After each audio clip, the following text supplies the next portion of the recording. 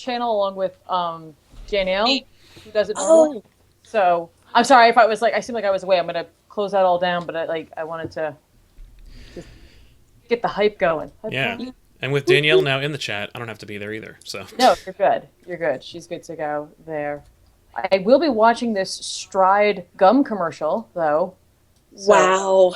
that's good. oh yeah, Mm, you're gonna delicious. you're gonna want to get that gum commercial in there. Apparently, it's mad intense. Remember, click them ads. Yeah. Click them ads. And subscribe. Buy gum. Buy Yes. gum and subscribe. If I've learned nothing else, it's buy gum. All right, I guess we can get this train rolling here. Hello! Whoops. Oh, that's weird. Everybody's gone. Oh, right, I know why. Bam. Hello, everybody, and welcome to the Weekly Poll. I am Sal, standing in for Benny, because Benny, Rob, and Eligible Monster are, or Zodical are in Disney World right now, sunning it up, having a great time.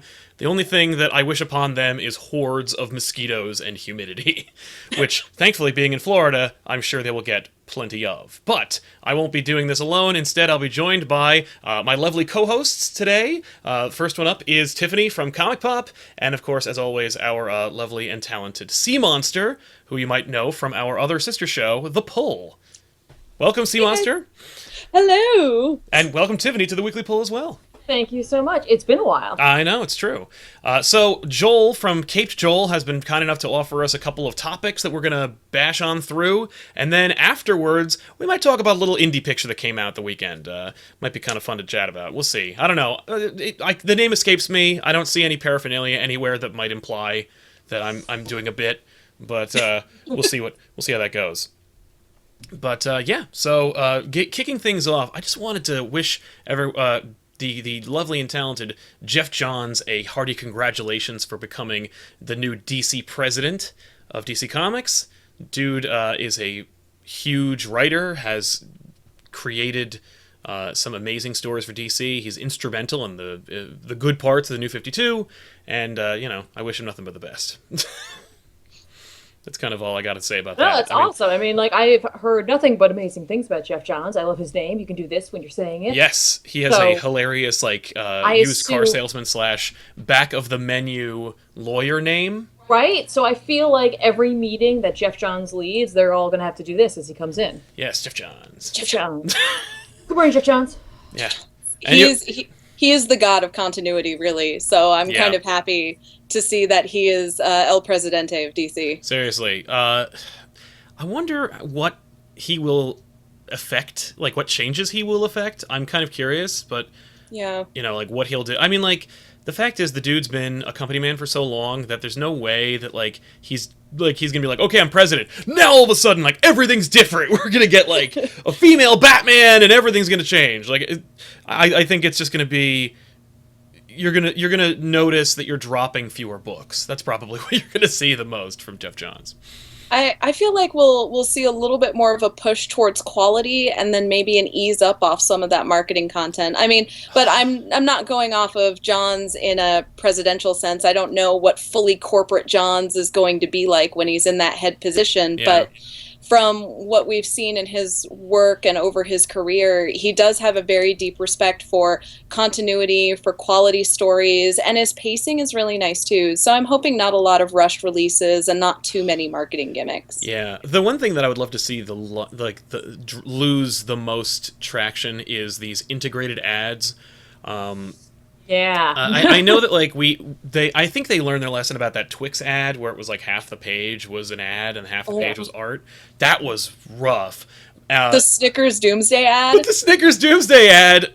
God. I mean, like, it's funny. It feels hokey, but I remember when they used to do that 20 years ago with like Hostess pies and or Zit creams. Like, there was all kinds of integrated ads where they were like, Captain America's like, oh no, that Zit is out of control and the prom is just around the corner. So if you're worried that this is a trend that is going to sweep comics, it already swept them and then was swept under the rug. So you can only see probably like a couple more of these. I think it's really interesting that a man known for his continuity is coming into the president role as this whole rebirth thing is going on, and the whole initiative behind like going back to how things were, going back to like long running stories. So Yeah. hopefully he can take this new thing that they're doing and just keep the ball going and not be like, okay, well, I'm gonna change all this stuff and who cares, and you know what I mean? Like Yeah. hopefully once the tie goes on, he won't lose his mind.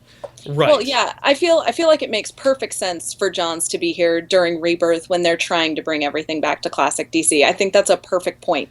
And yeah, we share the same fear in him being corrupted. A Right. corrupted Johns is like my worst nightmare. Right up in Yeah. that big corner office, you know. I assume it's huge, and there's like a really long sort of hallway that goes to it, and outside is a huge statue of Batman and a huge statue of Superman. It's really intimidating, and there's like a big bathroom in there and everything like that. Yeah. And he has like 2 secretaries.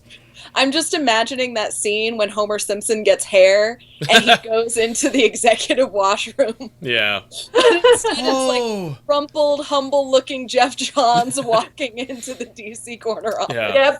Yep, I think exactly. given Geoff Johns' predilection for Green Lantern and the whole like Hal Jordan thing, Hal Jordan becoming corrupted by the power of the lanterns and becoming Yes. Parallax, I think Johns is hyper aware of the trappings that power holds, and hopefully, at the very least, we might get a really cool 0-hour event out of Geoff Johns' corruption. So no matter what, it's gonna be a hell of a toboggan ride. I'm looking forward to seeing how it goes. You could even see it as a deepest, darkest fear of his that he has written into his Green Lantern runs over and over and over. Oh yeah. He has night terrors about this kind of thing, about Oh. like someone like Jim Lee or Scott Snyder having to come to him and like, Jeff, you're out of control. The power has made you drunk.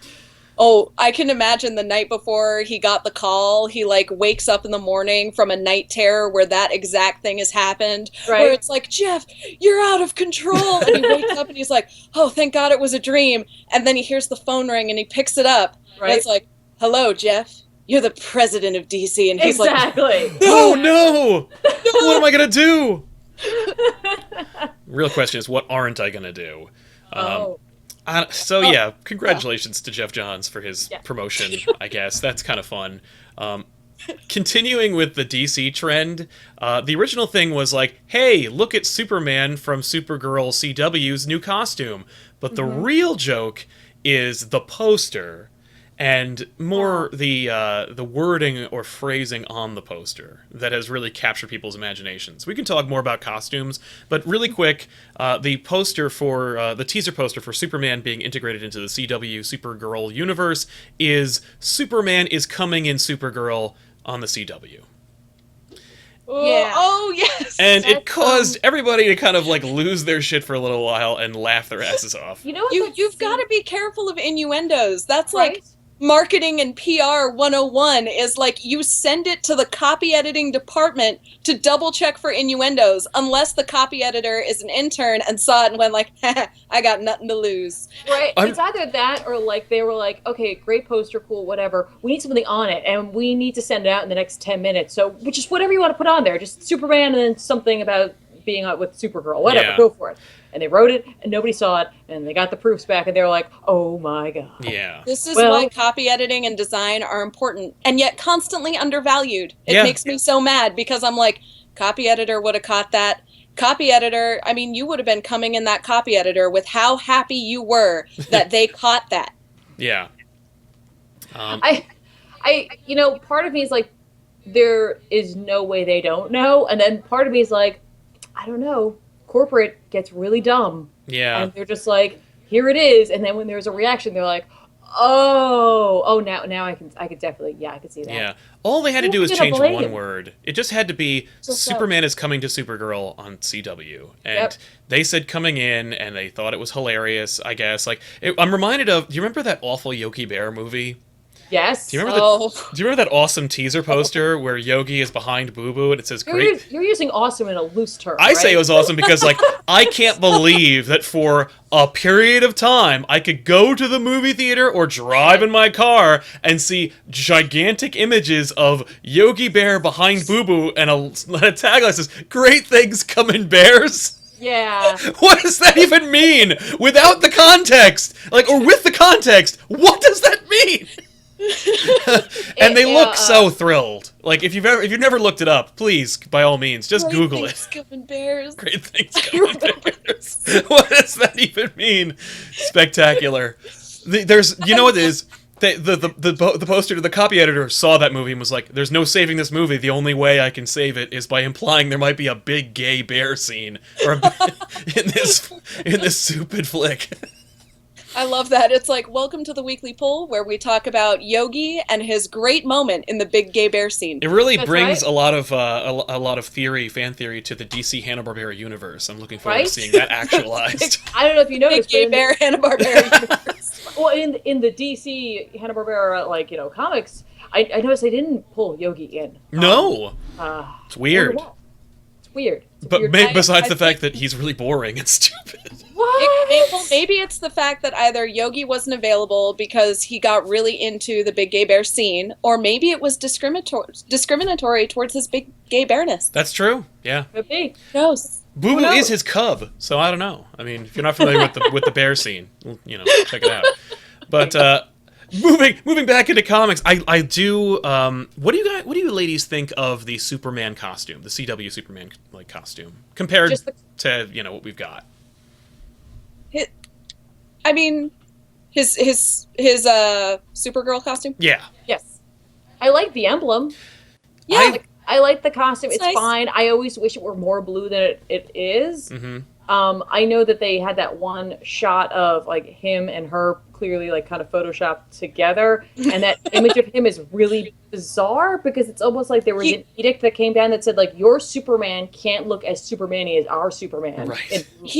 He looks so wooden too. He almost looks like a poorly posed figure because he's so weirdly shooped in, and then on top of that, the pose is really unnatural. Maybe And what they're it is, it's like the the mannequin, and they put his head and his hands on it, and they were just Yes, and his hands are in that weird twisty position that Yeah. no human being would ever naturally hold their hands. It's Oh, kind of yeah. like the actor was like, "Oh God, I've suddenly forgotten what to do with my hands. How would Superman hold his hands?" because he's like, wait, well, Superman's not a human, he's not a man, he's a Kryptonian. What do Kryptonians do with their hands? Oh my God! They're like, I click. think maybe I'll just go with the mannequin thing.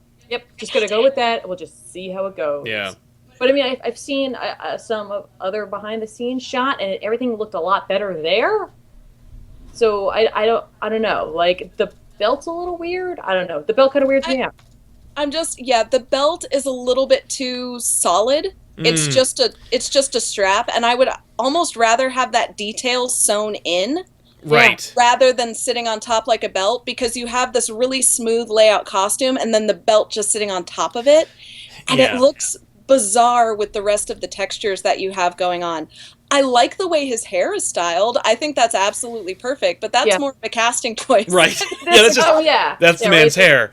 But I do like. I recognize that you need to break up that suit. If you it's part of my reason why I like the trunks on the Superman outfit in general, because when you take them away, when you lose the yellow belt and the red trunks, you just have this blue suit that just goes from head to toe blue, and then there's red on the back, but it's barely noticeable. It looks like an old school Zentai Udaturaman style soup. He's Udaturaman. He's not Superman. He's not Super Dupe. No.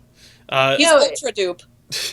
That's I don't know. It's just I think when we see it in the show, when we see it moving, when we see it lit, in the daytime and the nighttime, I think that's going to change how we think about it. Because right now, again, because it's so posed, because it's so static, because the cape is not really flowing. You know what I And mean? the photo editing looks weird. And I think this probably isn't a costume flaw, because you're right, we won't know until we see it in action and lift it off the page. But I think this might be a photo editing flaw. Oh, and yeah. if we're looking at, some of these really simple copy editing faux pas, then I'm assuming that kind of rushness translated into the photo editing for that shoot. I mean, it also explains why he's photoshopped into it.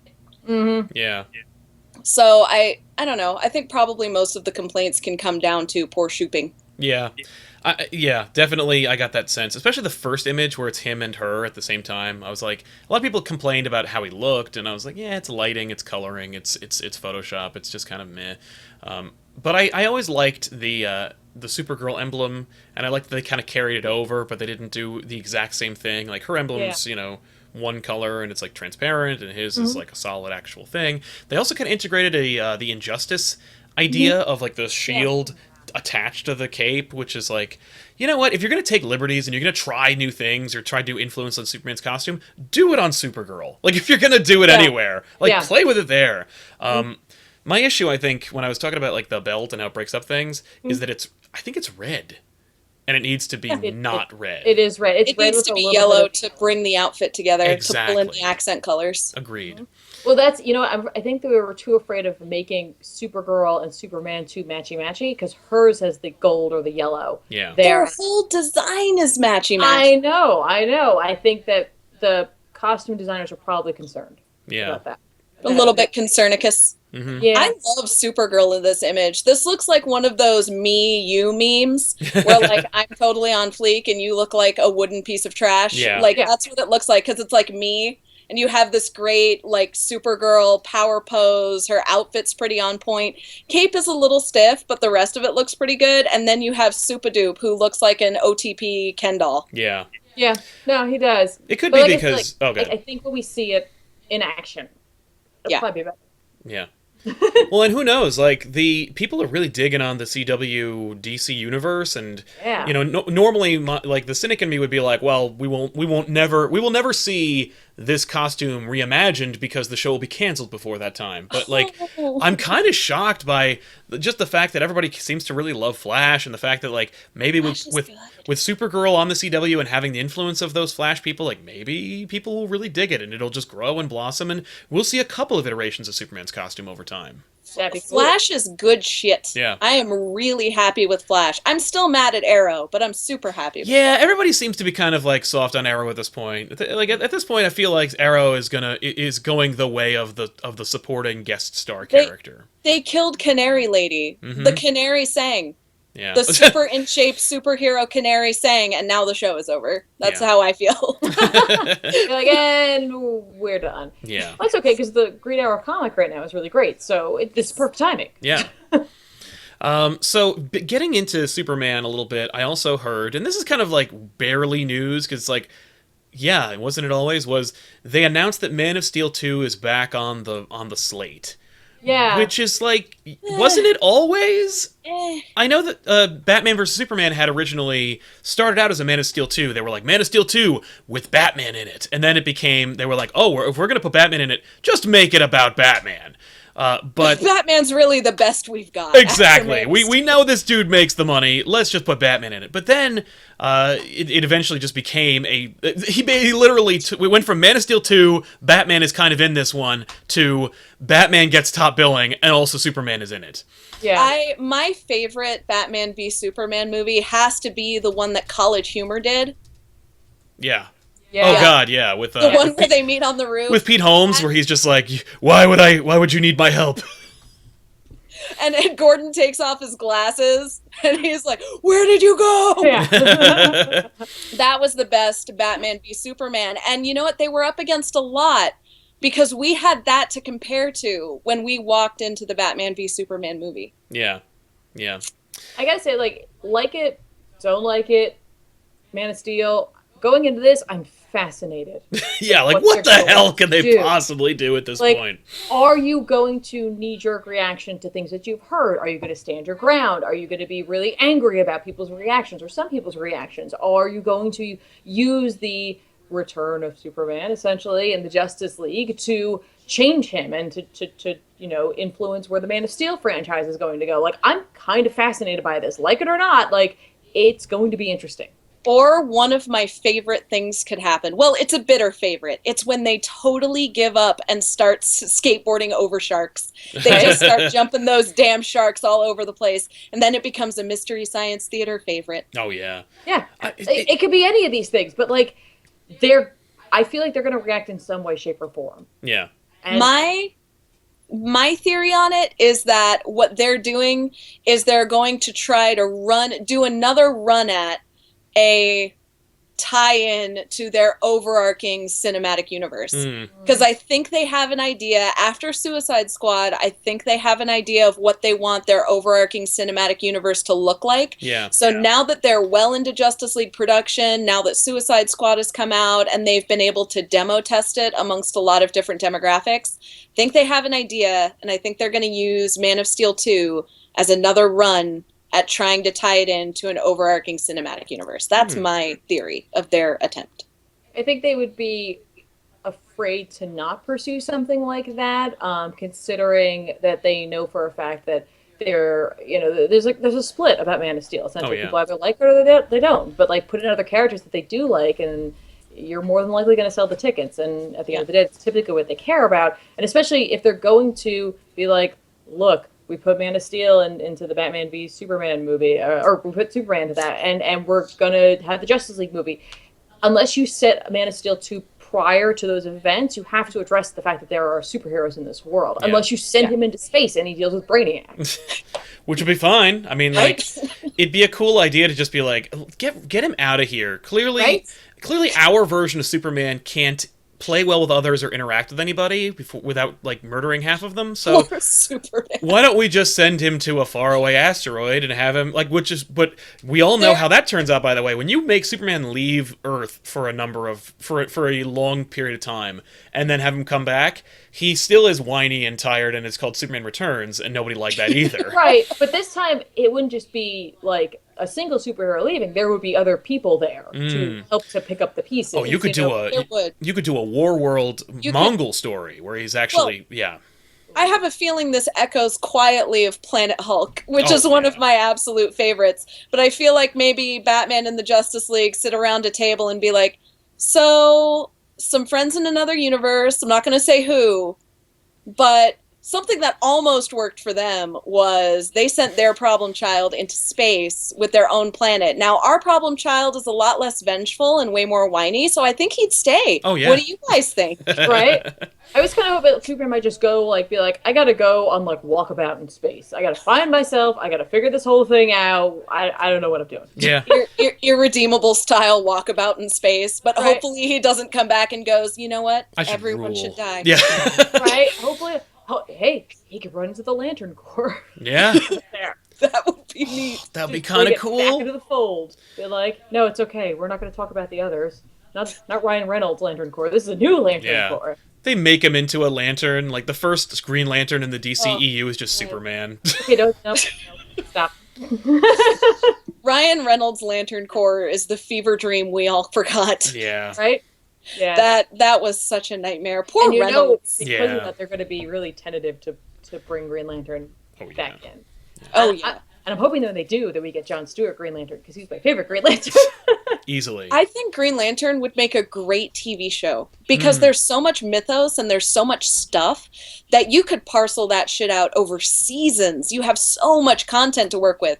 I feel like trying to cram it all into a movie is where Green Lantern sort of runs awry, at least for me. Yeah. Well, that's why he works so well in a Justice League movie, because you're not dealing with 1,000 lanterns who all have equally expensive powers to display, and B, he gets to allude to a larger universe without actually having to participate in it. So it's way better, I think. I mean, it's so weird they were like, yeah, no, we're not going to even put a lantern in the Justice League. Not even going to hint at it. It's just going to be... Not even one. Yeah. You have so many. I would love a one. Yeah. Hey, one. Maybe a girl lantern, since you literally only have one. That's true. Maybe, that's a look at that. Little demo testing in there with you. Yeah. Right? How convenient she is. Funny is, I'm like, yes, but at the same time, I really like Jon Stewart. Yes, I would rather have Jon Stewart and just bring in Hawk Girl. Yes. Just bring a Hawk Girl in. Yes. I want to stand again. Yeah. I love me some Hawk Girl. Yeah. So underused, so forgotten, but and so that works good. perfectly, at least in the Justice League cartoon show, if you bring in Jon Stewart Green Lantern. See, this is all coming together. Yeah. It all comes together perfect. Let's just have the cartoon as live action. Yeah, just do that. I feel like we should send them a DVD or a Blu-ray of the cartoon and be like, hey, Warner Brothers, just try that. You made this. You don't remember? Do you remember this? Nah? Okay. Look at how... remember how good it was?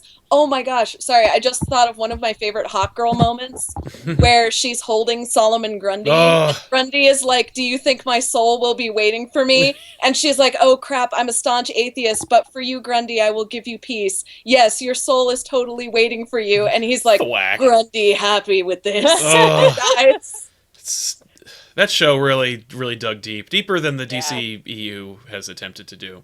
Yes. Man, I want that. They had more time to explore it though. That's 'cause they were true. a show. Yeah. You have more time to explore things in a show format than you do in a film. Yeah. Marvel has been really good at condensing it, and I don't think DC has figured out how to do it. And you know what? Marvel wasn't always good at condensing it. No. I mean, at least before Disney, in the BD days, they could not condense for shit. When you look at how many supervillains they try to cram into the Spider-Man movies, Oh my god, yeah. they were like, let's take everything in the comics and try to cram it into 90 minutes. Yeah. Which is hilarious given how successful it was. You know, Spider-Man 1 was the first time you're like, holy crap, they actually did it right. They did a superhero movie the way like we kind of had imagined it. And then of course we grew up and it looks like Batman and Robin compared to like an Iron Man movie. but then they made Spider-Man 2, which people still argue is like one of the best superhero movies ever made.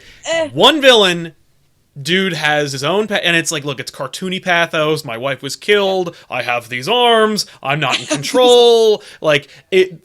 But at the same time, like the actors really worked and the story was concise enough. It wasn't too real, so you weren't immediately doubting everything that took place in it. Even though I have a real problem with that movie. The older I get, but like, which I'll do a whole thing about. I won't get into it here.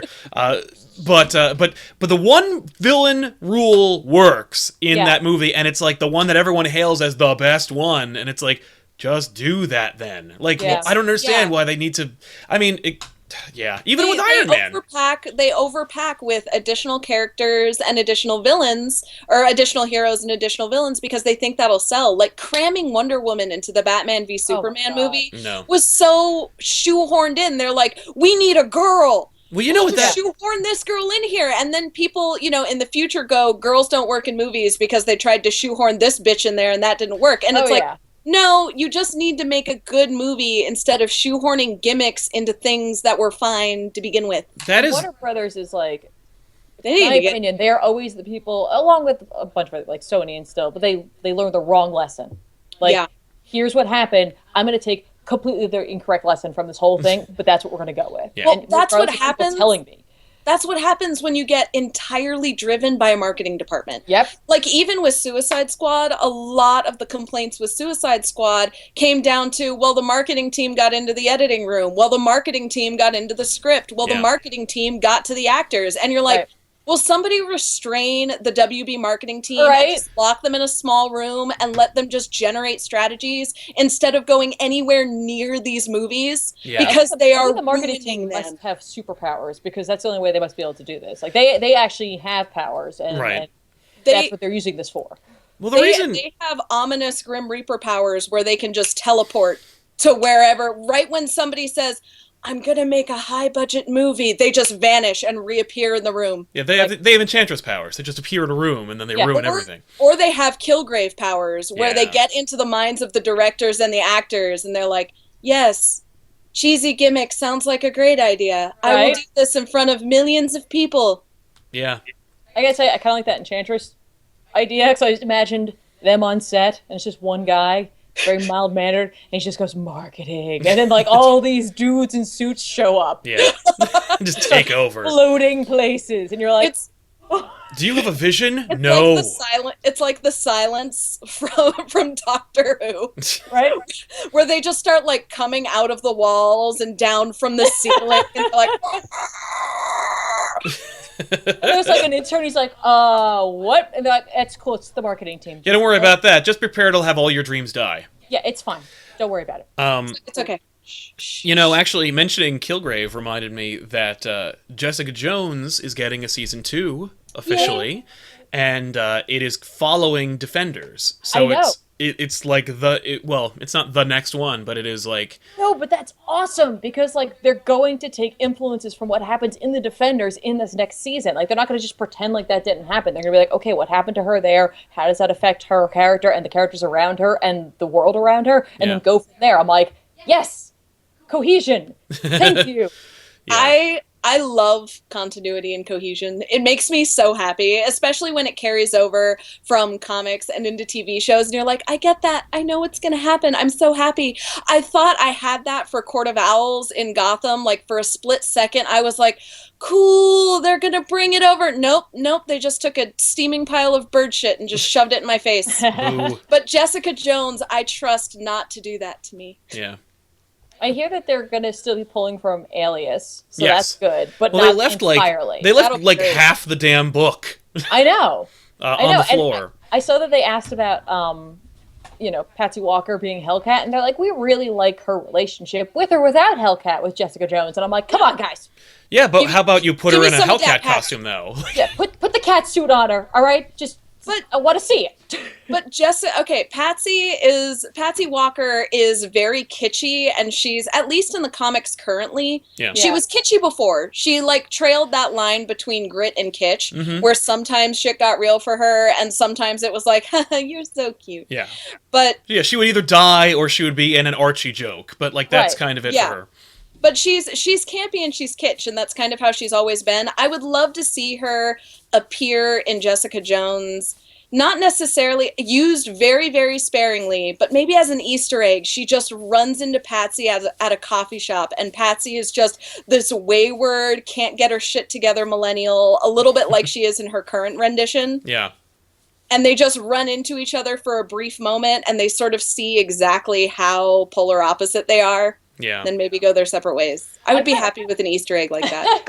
I'm kind of hoping that with where they kind of left it off with those two, that Patsy, her reveal of being in season 2 would just be, she is Hellcat. I know they're not going to do that, but like Jessica Jones is like, who's this? Yeah. And of course, like, an episode later, she's figured it out because, I mean, she is technically a PI, so I mean, she would. It wouldn't take her long to figure that out. No. So, like, that would be like, I think that would be really cool. That'd be really fun. But then they have to deal with that, and I know they want to probably shy away from that right now. Yeah. I feel like if we could get a season 3, or maybe even at the end of season 2, we could probably get something like that. Right? That would be awesome.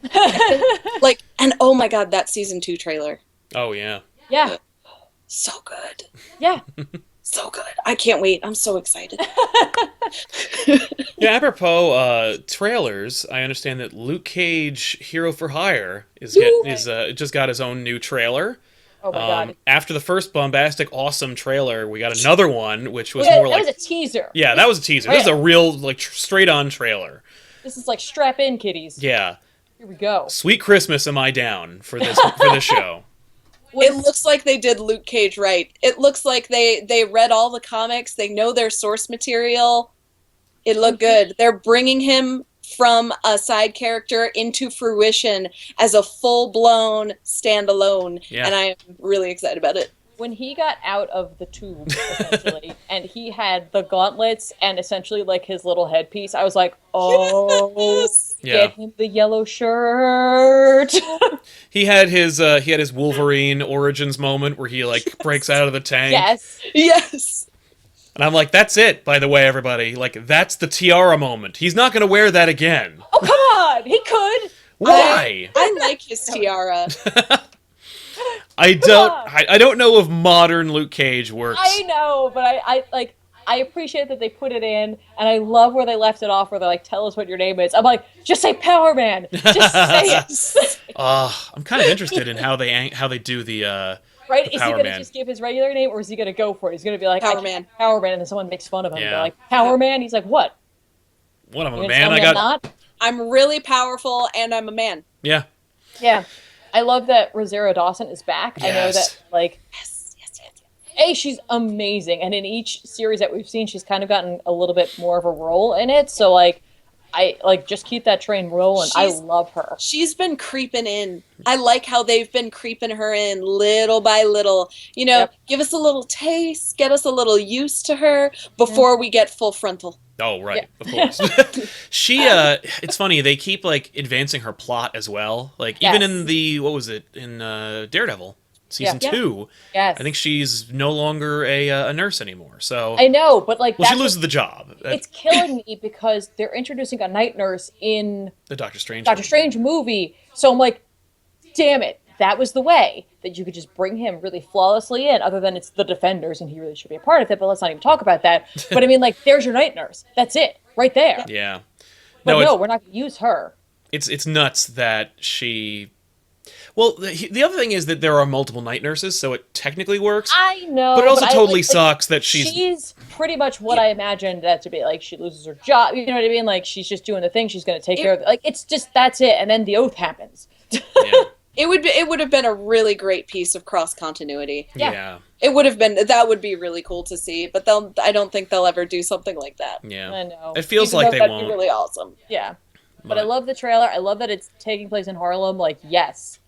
Like, the entire casting for it looks great. I love the fact that Luke is going to be dealing with, like, seemingly, like, you know, a lot of, like, street-level crime and, like, something larger than that. But then I'm like, what's amazing about that is they're dealing with all this. He just dealt with, essentially, Kilgrave. We're going into this. And then he's going to be in the Defender. So he's going to be, like, you know, kind of normal crime stuff, kind of normal fighting things, and the Defenders. Yeah. And the Defenders. And look, the there they Hand. are. Good luck. Yeah, I'm kind of excited to see because Luke Cage is going to be like a gritty, real kind of politically driven show that will tackle, you know, themes and ideas that are contemporary and honest and what we're talking about on the national stage today. And then he's going to fight magic ninjas. I know. Magic Ninjas. I love that. And I think that's what you need. Like you have the show where you're like, oh, like I met Luke Cage on Jessica Jones and it was really cool, but like he didn't really have a lot to do. You know, he was this character, he was a side character, but he was really exciting. Yes. Then you get him into his own show where he's just a gritty, real like person, and he goes through some shit, and you're like, wow, that was rough. And then you move him over to Defenders where you need a palate cleanser where he's like, magic ninjas. Right? All right. Exactly. And I like. Oh, go ahead. It'd be a nice break in between. Oh yeah. All of the grit. It'd be nice. Oh like, yeah. I mean, it. By the way, they could easily just do like Defenders could just be Shadowland, but better, but like not horrible. But better. But better. I like but better. You know, like Daredevil's just because at the end of Daredevil season 2, someone in the comments had a good word for terrible. I hope not, because Shadowland was very jarring. It was jarringly bad. That's a very nice way of saying it. Yeah. I'm going to use that from now on whenever I don't like something. Yeah, you're just reading it, you're like, oh, that was... no, thank you. That sounds like something my old Southern grandmother would say. Oh my, that was a little bit jarring. That was a little jarring. It may have given me the vapors. Me, I'm going to go grab another mint julep. Exactly. Yeah. Well, the way they left off Daredevil, he's friendless and miserable. Yes. So you could just you could just make him take over the Hell's Kitchen, and then they have to fight him. He's the final boss. Yeah, he's the final boss. Like that's they're not going to do that. And then a stupid demon comes out, and then Robbie Ray as Ghost Rider shows up from Agents of S.H.I.E.L.D., and he fights him. Right? For me, that's almost too much continuity. Right? I need it sparingly. Yeah, it's just too much. That is jarring. I love too the fact jarring. The Defenders themselves have always been a team that, like, when you put them together, they don't really work well together. And when I look at the characters that they have laid out before us, I'm like, yep. I'm like, Luke Cage and Daredevil, that's going to be fun. Yeah. Like, bringing Iron Fist in, dealing with Jessica Jones, even though we don't really know him, that's going to be fun. And then, who else might we get? Clearly Stick's going to be involved, and he is grating as hell, so... Yeah. Oh, yeah. Well, what you're going to get is, you're finally going to get Power Man and Iron Fist as a team. I know! I'm excited for Power Man. Yeah. And because Misty Knight is going to be in both Luke Cage and the Iron Fist show, I'm hoping they bring Misty Knight over to the Defenders. Right? At the very least, we know that Frank Castle will be visiting the Defenders. I know. When we say I know, Castle will be visiting. there's no question that Uncle Frank is going to pop in. He's going to show up. And that's what's so cool about these Netflix shows is you never know which characters are going to cross in because they could do whatever they want. Yeah, as long as he doesn't wear a shield or hold a hammer, it's any character. Like Moon Knight could be a character on the Defenders. Yes, I want a Moon Knight show on Netflix. I have been waiting for that. I love Moon Knight. I feel like he's totally underrated. Yep. Most recent Moon Knight run that's been out right now, I've been living for it. I really enjoy it. It's one of the better Moon Knights has graced our presence in a really long time. And now I'm all primed for a delicious Moon Knight show with all of his wonderful schizophrenic side moments. I don't know how well this would work, but could you imagine the Duffer Brothers from Stranger Things directing a Moon Knight series on Netflix? I would that would be perfect. You could do They would do such a good job. You could do every version of Moon Knight. Like you could We have should him all spam tweet at them. Yes. That's what they need to do. Can we make that a movement? Hashtag hello Stranger Things, can you please make Moon Knight? That's a terrible hashtag, but maybe something better. We'll work it out in post. It'll be great. Work it out in post. Yeah, we'll make that happen though. Oh my god, yeah. So from there, ladies and gentlemen, that is our discussion from the pop culture. But I understand there's also some movie that came out that people are kind of excited about talking about. So I thought it wouldn't. What? I saw something at Hot Topic, and I was wondering. Oh, at Hot Topic, you say? Came out. Huh. Of all the stores, you think Hot Topic might have something to say about that? Yeah, it was really weird. I saw this really cheap ass Splat hair dye, and they were like, free comic with Splat, and I was like, that'd be great, but I'm not touching Splat. Yeah. Oh, God. But yeah, so anyway, we're going to talk about Suicide Squad, but in order to do that, I think we got to pull in Caped Joel. That's right. Because I know this week was supposed to be the week of trying new things, but we know the man's a huge fan, so as long as everybody gets to talk, even while he's here, he's going to be fine. Exactly. So wait, I can't just talk over Joel and then berate him the entire time? No, I encourage that. Yes! I mean, I don't think it would be a Sea Monster cameo without it. Right? So. Get that cherub-cheeked, faced Canadian bitch in here. Right? That rebel goateed son of a bitch. That rebel goateed motherfucker. Exactly. Sorry, my mouth. PG-13. Yes. Oh, right. We're not on Comic Pop. We can't curse. All right, that mother trucker. That's it. That Bucci. So what we're going to do is I'm going to leave my camera and exit into the Comic Pop offices where I will join Sal magically on his camera, and then we'll have Joel come on in. Yes, and hopefully it'll be really seamless, and by that I mean it won't be at all. When we thought about this, it seemed like it was going to work. Yeah. So it probably won't. No. All right, here we go. I'm going to add Joel. Added Mr. Joel. Mr. J. There. All right, here he comes. We'll see what happens. We're all going to see what happens. Let's break for a second. I like that song. Right? If you sing about things when it's happening, it really helps. Hey, look at it. Look at who it is, everybody. It's Cape Joel. I'm going to hang up. All right. Joel, you're late, and you made Tiff leave. Yeah, damn it, Joel. What the hell? God damn it, Joel. Why are you even here? Geez, the berate train is right on time. This one's pulling right into the station. That's that right. Train's never late. Time to open up a can of really Canadian flavored insults. Yeah. Joel. That rebel goateed son of a bitch. Cherub-faced Canadian mother trucker. Whacker. Yeah. Got to do that Patton Oswalt clean filth for this show. That's right. No, yes, so much clean filth. Although, ironically, the film we're talking about kind of did the clean filth thing, too. They only had one F word, and they used it up in a song. Yes. I was going to say, where is the F word? They dropped it in a song. What a waste. What a waste. What a waste of a good F word. Yeah, and you had so many characters that could have pulled it off. Could have been Harley. Could have been Joker. But I know Will Smith would have done a great job with it. They were using pussy very liberally, though. Yes. Sure were. Like I was actually a little bit surprised to hear it in the movie. I was like, wait, what? Yeah, Where did that come from? It felt like, for me, they had two different versions, and they were like, I bet we don't use it, but Margot, I want you to say pussy. it's funny you should say two different versions, Sal, because what we've learned and what we've been reading today, there might very well have been a couple versions of this movie out there. So, ladies and gentlemen, we are now going to be discussing David Ayer / Warner Brothers Warner Brothers Marketing's Suicide Squad. Plus the trailer companies, the trailer houses, Suicide Squad. Yeah. We did say that if we had spoilers, we would warn everybody. And it will all be spoilers. So here they come. Here's the warning. Yeah. So, sorry. Wait, Preemptively, I apologize. Yes. So, all right. Suicide... all right, before we actually get into the nitty-gritty, can I just say I kind of dug it? I'm in the same boat with you. I didn't hate it. It was refreshing. Again, to borrow one of your lines, Sal, it's a DC movie that made me try and like it instead of try and take it seriously, and that made all the difference in the world. Well, oh, go ahead.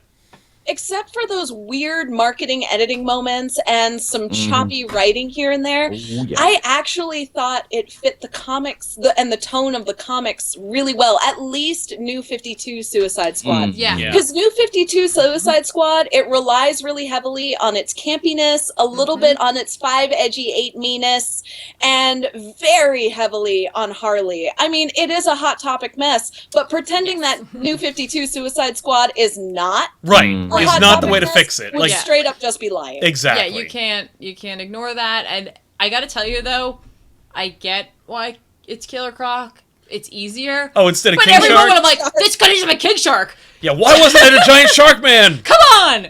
You got this far, you couldn't just go the extra mile?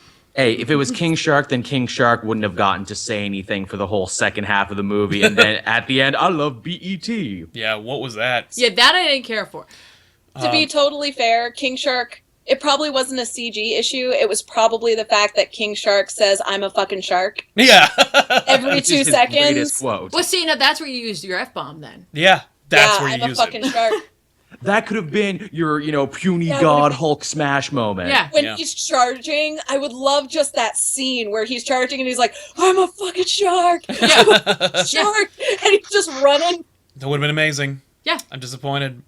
I mean, maybe next time we'll get King Shark. Right? Maybe I mean, like, here's the thing. They put him in... You can't even give your full attention to the cast? What's happening? Sorry, Joel! phone call. Again, more packages coming downstairs. They always come at this time. What are you ordering? Shopaholic. Joel, are you on the reefer?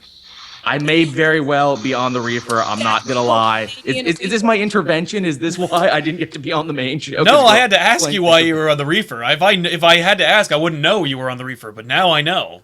This is a sneaky intervention. You have reefer madness, Joel. Like that awesome movie. Yeah. Yeah, let's not talk about it. But yeah, I dug it. There were elements that obviously I was like, whatever. But like, what's funny is I knew what we were getting into. Like, I saw the trailer, I'm like, this looks cool.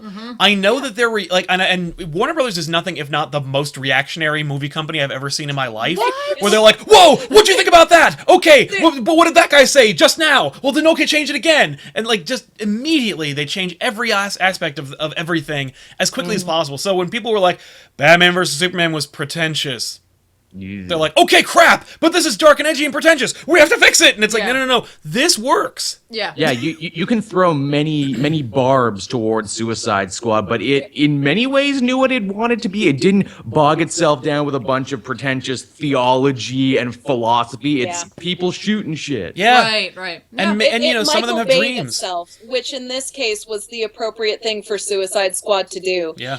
However, speaking of DC being incredibly reactionary and being reactionary with Suicide Squad by letting their hellbeast of a marketing department take any kind of control of it, DC reminds me of that person on Facebook who edits their original comment 80 times, and each time someone below disagrees with it, or that guy on Reddit that will edit and it'll be like, edit, I didn't mean I was doing XYZ, I was clearly agreeing and doing XYZ. Yeah.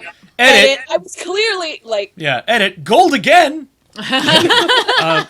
But yeah, I thought it was okay. And that's the thing, is that it's funny how this movie was interesting because it was literally almost literally the child of The Child of Two Parents, where it's like Yep. it has a big major duality of like really, really strong, powerful, good shit, Yeah. and then not. Like there were Yes. some really, really strong, Shit. powerful, great actors, and then there were some not. Oh yeah. It Yep. made me really excited for Margot Robbie's standalone Harley Quinn movie. Which has to be coming now. Which if it wasn't already No greenlit, question it'll it's happen. super greenlit now. I don't wanna see one. believe, Robbie is in pretty much full control over that too. So Yeah. I'm Yeah. so excited, and she clearly did her research, because if you saw the movie and you noticed, Margot Robbie played an animated series Harley Quinn. We got the suit, which I was amazed. We got a couple shots of the suit. I'm like, okay, Suicide Squad. Okay. The minute I saw it, I was endeared. I was like, you gave us animated series Harley in a new 52 skin.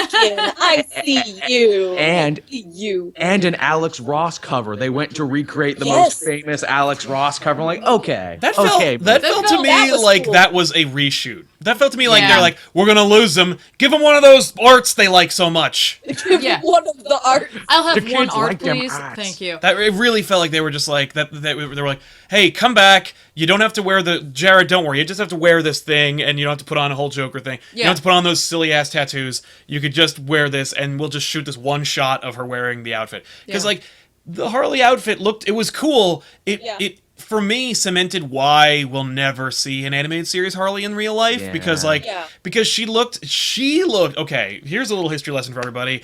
Before Batman Begins, they were thinking about letting Joel Schumacher do another Batman movie called Batman Triumphant, which would have featured Harley Quinn as the Joker's daughter, which would have been confusing to everybody given that there are two characters, one called the Joker's daughter and one being Harley Quinn, neither of which are the Joker's daughter. But Harley also beats the shit out of Joker's daughter in New Sure 52. does. in a big bad way, and it's like, good, why is this character even here? But like, She's never used. She's awful. She makes no sense. But, not even in the good way. but I guarantee you we would have seen like an animated series Joel Schumacherification of Harley Quinn, and that and Harley in that outfit for me felt like a mix between really solid cosplay and what Joel Schumacher would have probably put her in. It's Supposedly a good Madonna. it's a good cosplay, and it makes for wonderful stills. Yes. But in motion, it's not a costume that No. works in motion. I can understand why they went with the roller derby New 52 Harley Quinn adaptation, because it translates into live action so much better.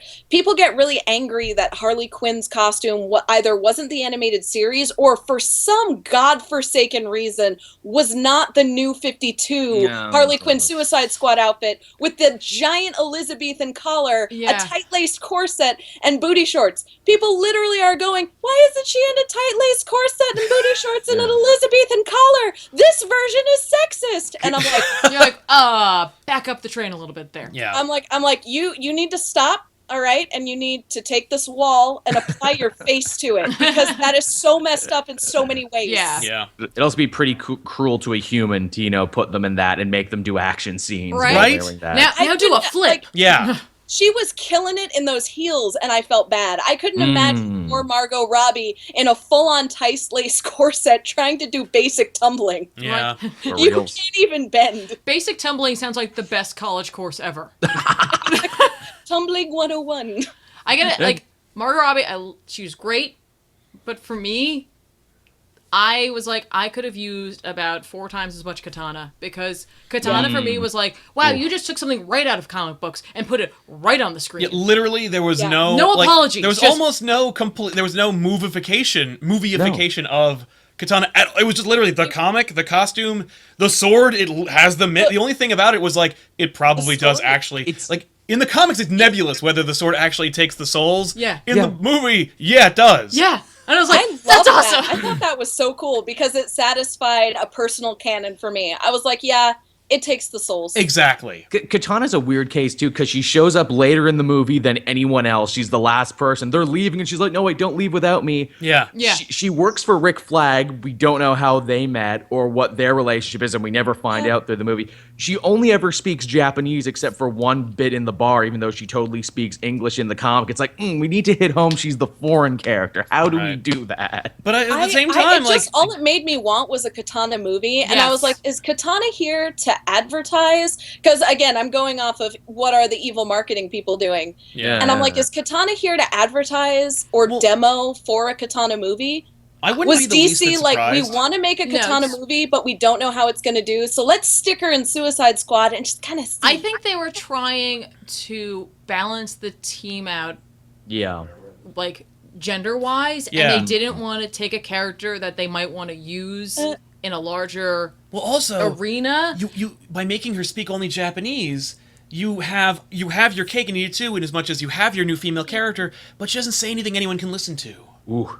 Yeah. I don't think that's what they were I doing don't think with that's that. really what it is, but I just want to It play out might advocate. easily be taken that way. Oh, yeah. And damn, PR 101 right again. Can I? Also- but I'm going to flip also that magic. on you. Yeah. Because Also if you, magic. If you look at every woman in that Movie. they're the most powerful person. Yes, there. every woman in that movie is the most powerful character. Well, True. something that everybody's ignoring in favor of Harley Quinn's frickin' booty shorts, which is okay. I know.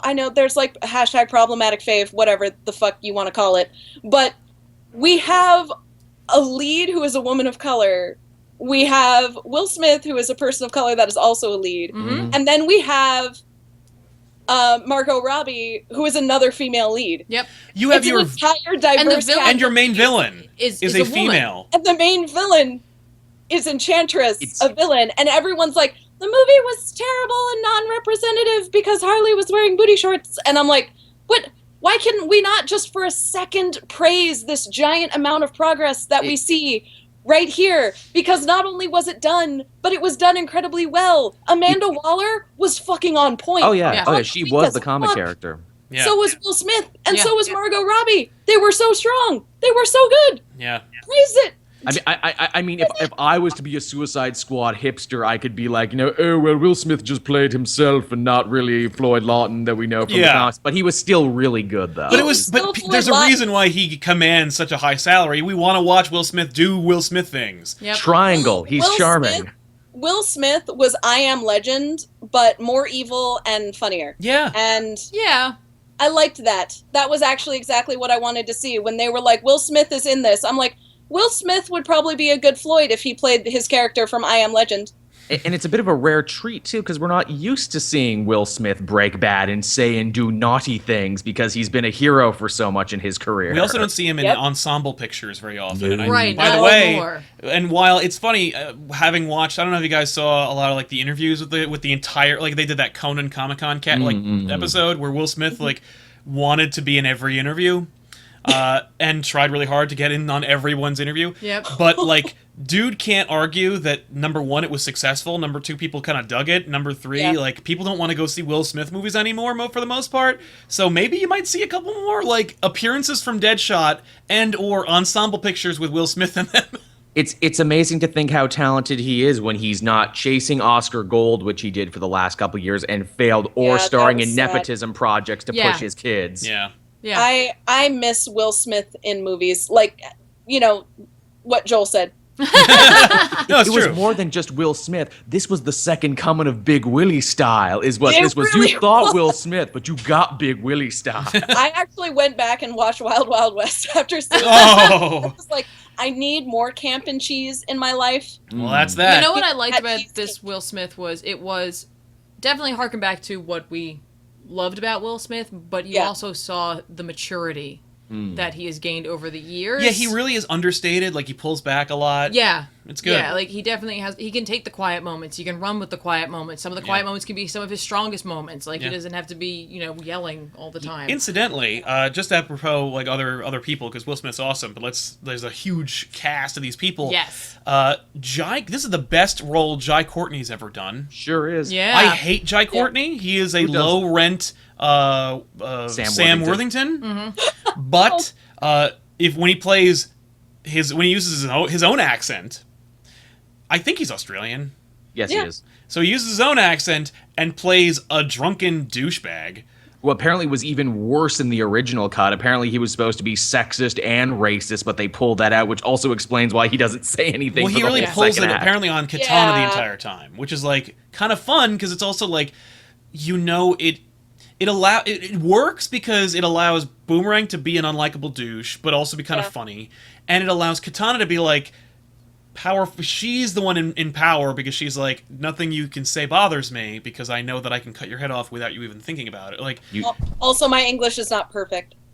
yeah, Yeah. yeah, exactly. Sorry. Yeah, I don't really understand what you're saying, half the time, so it works for me. The language barrier on top of your face just kind of makes me want to kill you. Yeah. See, I assumed that she knew. Oh, that she speaks fluently. She just and prefers. yeah. She's Yeah. like, no, I'm just not. I also preferred that, though. Yeah. I love the Japanese language, so I was like, yeah! We get You to speak hear- it! Let's hear some more Japanese. Yeah.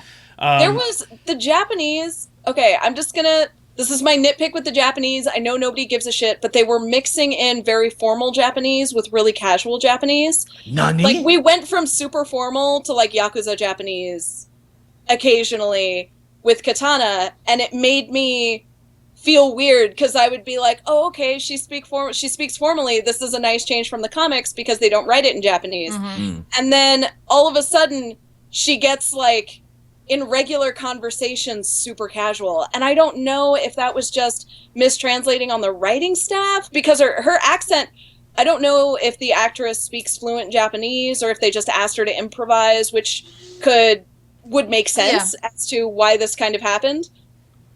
Or if I don't really know what happened, but I don't think any American making these movies knows for sure. No, they probably No, wouldn't like, know, as and somebody who it would only be if they speaks hired Japanese, a linguist to come in and assist them with that. If the actress who plays her doesn't speak Japanese, it could also just be reflective of her character, though.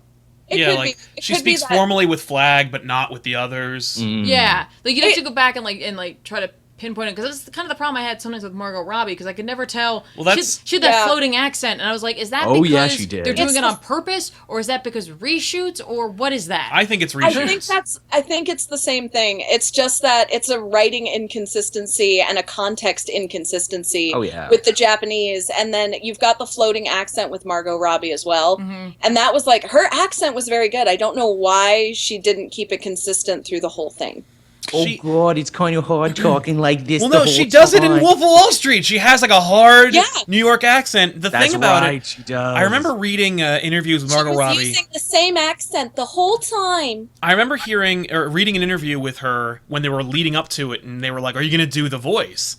And she said, "No, I'm not going to do the accent because I wanted to make Harley my own character." And I feel. But then she saw the animated series and was like, "Nah, I'm doing the accent." Could be, but my theory is that she held true to that. Did it the whole movie with no accent, and then with reshoots they're like, which is why I'm also like, maybe that Alex Ross painting is also a reshoot where they're like, make it more like the comic. These nerds are gonna eat us alive. And by the way, Margot, can you slip in a couple more Mr. J's while we're doing the reshoots? Yeah. Like, that's the thing, the movie, because while we all dug it, and we all liked seeing those characters, and we liked seeing a lot of these things, that you can't deny the movie was chopped to hell. It's fundamentally broken. They put it through a sausage machine is what they put it through. And that's what made me so upset about it, because you could see at its core that it was a good movie. And it's definitely, as upsetting as some of these editing and inconsistencies with these reshoots are, it's still not the giant flaming, problematic pile of dog feces on the front porch that all of these critics kind of want to make it out to be. No. It still wasn't that bad, but it is a good movie that has its problems, and its problems come from the fact where you have a reactionary house, you have a reactionary marketing team that is so hyper concerned about the bottom line that it's not letting anybody do their job. It's like a bad manager. You know that manager you had that would micromanage everything you did and sometimes even take your work away and do it for you? Yeah. Which is hilarious because DC and Warner Brothers continue to hold up this false idea where it's like, oh, we let our movies be creator-driven, not like that assembly line over at Marvel and Disney. You know, we actually believe in creative vision. No, you believed in Zack Snyder's vision, and that No, you didn't believe it. You banked on it. There's a big difference. And now they're like, okay, what's so frustrating for me as a detractor of Man of Steel, and as I didn't hate Batman vs Superman. Because I liked Affleck, I liked the suits, I liked all kinds of neat visuals about Batman vs Superman, but my issue was the same. Was just like, this is too dark, this is going in a weird direction, you're taking source material for no reason, you're hodgepodging from comics just because you think things look cool. But my issues, because I didn't like Man of Steel and I was like, this is gonna be something else. I was able to mitigate my expectations. So Man of Steel was nowhere near the surprise that it turned out to be. Yeah. That Man of Steel turned out to be. But we're finally getting in this place where like DC Warner Brothers is not like, okay, we jumped out of the gate, we got this huge success and it worked really well and we're gonna model everything off this. They thought that, they did that, but they keep reacting to it, which is why Man of Steel was one thing, and they were like, screw you if you didn't like Man of Steel, here it is! But then Batman vs. Superman very much reflects a reactionary body. Well, But and they never spend enough time refining something so that eventually they create a good formula. And that's, again, it's the problem when you have things that are so reactionary and business and marketing driven. Disney can afford to allow people to create, but I feel like Warner Brothers, it wants to, but it's so concerned about that affected bottom line that it can't help but screwing itself over in the process. Well, it won't give itself enough time to make its mistakes and create its formula and come back a lot better in the next movie. It sits there and it goes, nothing's wrong, nothing's wrong, nothing's true. wrong. And then it passive aggressively gives you everything that you complained about, but in like a really aggressive way. It's like, if you don't want to make dinner and your partner doesn't want to make dinner. Yeah, and then you just start like, slamming your pots and pans make together. it? And then they're like, fine, I'll make it. And they make you dinner, and then they slam it really hard down on the table, and it gets all fucked up. And you're like, It's been the last 2 movies. well, I didn't want that. I feel like Warner Brothers, the reason they have to do this is because they're behind in their heads. Yeah, they think they need to catch up, and it's like, So they're accelerating what Marvel took its time doing. Yes. Like Marvel pulled back and was like, okay, this is what we're gonna do, and we're gonna get to this point. And DC's like, no time. yeah, we need to get to Justice League before, like, Now. but like, They're why don't you competing. just make really, really solid, like a really, really awesome Green Lantern, Cyborg, Flash, Superman, Batman, Justice League movie? Like, my issue is that Zack Snyder is an idiot. Yes.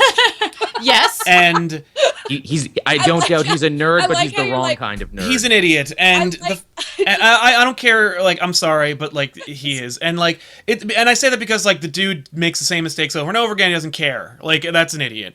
He says dumb things in the press and doesn't care. But you got Suicide Squad, which is the first DC movie that I think is really pretty solid. I enjoyed it. I was sad that the people outside were like, "Bruh, you're trying to fix it. Fix this thing that's not broken." But then the next one after Wonder Woman, so we're going to get Wonder Woman, which could be awesome. It could be. Yeah. But now that I know Warner Brothers has no filter when it comes to ruining things that work, who knows? Yeah. But it could be really, really good, right? We got Suicide Squad, people are like, wow, that's kind of cool. Wonder Woman, people are like, holy shit, this is awesome. Then Zack Snyder makes Justice League again. Yeah. Oh, God. You know, I feel like Warner Brothers thought early on that Zack Snyder could be their Kevin Feige. Yeah. Oh, yeah. And Well, they not even need, their Kevin Feige. He needs to be like their Joss Whedon. There's they need such a Kevin big Feige, difference. someone Yes. who goes from movie to movie and makes sure it all kind of fits together and like kind of like goes in and is away from the project and can see everything as a whole. Yeah. And There's goes, such a big here's some difference. suggestions. There's such a big difference between large-scale continuity mapping and that level. It's almost like a high level, and those of you who live in corporate America with me know, like, it's like a high level overview of continuity. It's that God John's level of continuity with things, those giant overarching skeletal maps that help you keep track of everything. And there's a huge difference between that, between screenwriting, and between comic book writing. And I feel like Warner Brothers doesn't understand that. Very much like the corporate entity that it is, it doesn't understand that there are different skill sets that go into all of these different types of writing and creating. And they think, oh, you wrote the comic books, so you can write movies and do large content mapping, and bet you could do some advertising. We'd love, you say a lot of cool stuff, Zack Snyder, so our marketing team could really use you. Yeah. Like, Well, it's funny because they don't know what they have. And Warner Brothers has never really known what they have because Like, from the time when Warner Brothers tried to sell off DC, to the time when Warner Brothers made horrible Batman movies, to the time when Warner Brothers made crime dramas with Batman in them, Warner Brothers doesn't really know what they have and why it works and why it's successful. Yeah. And they have kind of a Sony problem where they're like, we just need to get tentpole action movies into our. We need to start making some ducats that like actually help us make the movies that we want to make. Because Warner Brothers doesn't want to make a Batman movie. They want to make like dramas and Oscar flicks, and they want to make like they want to make money, but they also don't like they're sad. They're sorry they have to make these Batman movies, and they've been apologizing for that forever. And Warner Brothers has been able to make Justice League movies since like the early 80s. There's a reason they haven't. There's no reason they haven't been able to do it. And the fact is, like, if look, 1992's Justice League would have looked really stupid, but it's just indicative of the fact that they've never really known what they have. And even the Nolan movies, which are objectively solid, right? Yeah. Kinda, unless you really pull up the threads of like the chase scenes and stuff. At least They've 2.5 got classics. classic level of kitsch. They do, but they're apology movies. These are, I lost the rights to Harry Potter and now I have to make a Batman movie again. And I'm sorry we gotta make this Batman movie. I promise you won't be in it too much. But we're going to make it about the bad guys, or we're going to cast somebody crazy. We know you really like villains, so we're just gonna do that, okay? Yeah. And we'll make it a really good cosplay scene, so you'll like it. But like with Warner Brothers, they're like, okay, well, we'll just do the Marvel thing. We'll do what those Marvel people are doing. But they're not doing what those Marvel people are doing. But they think they are. That's the thing. They think they're making what they're doing. What Marvel's doing. They're doing what a corporate shill thinks Marvel is doing, and what Disney and Marvel are really doing is Disney bought Marvel, and Disney was like, Marvel, behold unto you all of this money. Yeah. Go forth and create. We have a couple of requirements, but overall, go forth and create. Do what you do best. And that's honestly what Warner Brothers needs to do with DC. They need to let them go forth and create with the DC team and wrap it all together. That's why Marvel is this one cohesive unit, because you have Disney as its production company absorbing Marvel fully into a single unit. Therefore, all of the content is cohesive, all of the branding is cohesive, the movies fall in line with the comics and make nice accent pieces. S.H.I.E.L.D. is meh, but Jessica Jones and Daredevil are great. Yeah. And, that's why it works. But with WB and DC, you clearly have this corporate overlord process going in and being at odds with the creative process, and that's why it's all fucked up. For me, the real problem is it's actually kind of fundamental. It's why they're not working. This is like a deeper problem, and I think it's that like Warner Brothers is like do that Marvel thing. Marvel, when Marvel was born and created it and worked, it lived in its own it lived in a shared universe. It was birthed in a shared universe. Spider-Man tried to join the Fantastic Four in his first issue. It's why it's why Fantastic Four movies don't work by themselves. Because at the end of the day, I don't give a shit about those guys outside of the Marvel universe. But like, I love the Fantastic Four, but I don't want to watch a movie about just them outside of the Marvel universe. Right. But they need to be together. DC didn't start that way. No. Batman and Superman, people see them as synonymous with each other. They existed outside of their own continuities for a while. Right. A universe unto themselves. And it's you funny. can actually look at it in the same way that you'd look at smaller publishing houses, almost like DC. I'm not sorry, DC.